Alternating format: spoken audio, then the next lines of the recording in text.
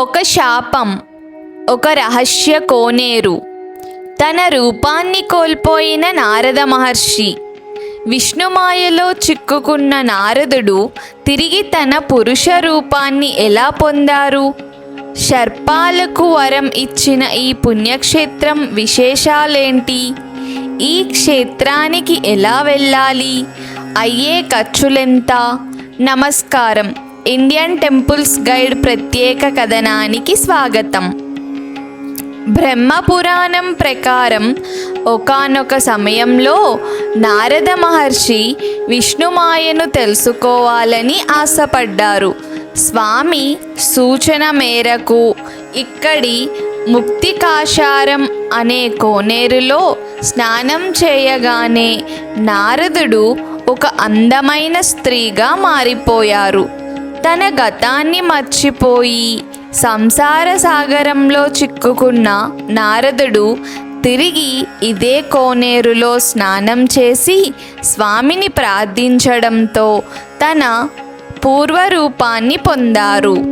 నారదుని భావనను మన్నించి మోక్షాన్ని ప్రసాదించినందువల్లే ఇక్కడ స్వామివారిని భావనారాయణ స్వామిగా పిలుస్తారు.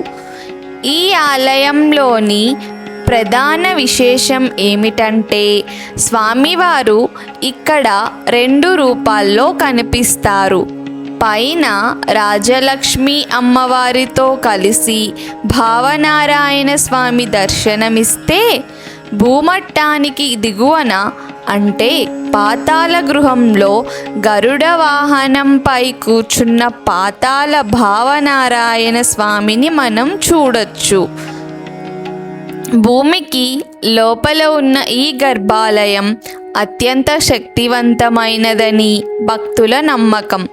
రాహు కేతు దోషాలు, సర్పదోషాలతో బాధపడేవారు ఇక్కడ పూజలు చేయించుకుంటే శుభం కలుగుతుందని ప్రతీతి.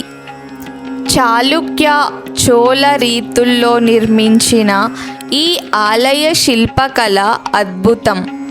ఎత్తైన గాలిగోపురం, విశాలమైన మండపాలు, రాతి స్తంభాలపై చెక్కిన దశావతారాలు ప్రాచీన శిల్పుల నైపుణ్యానికి నిదర్శనం.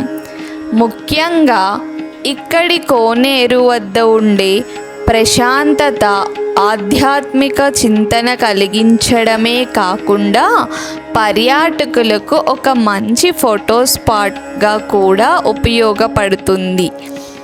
ఇక మీరు ఈ క్షేత్రాన్ని సందర్శించాలనుకుంటే కాకినాడ టౌన్ నుండి కేవలం 5 కిలోమీటర్ల దూరంలో సర్పవరం ఉంది. ఆటోలు, బస్సులు నిరంతరం అందుబాటులో ఉంటాయి. ఉదయం 6 నుండి మధ్యాహ్నం 12 వరకు, తిరిగి సాయంత్రం 5 నుండి రాత్రి 8 వరకు ఆలయం తెరిచి ఉంటుంది.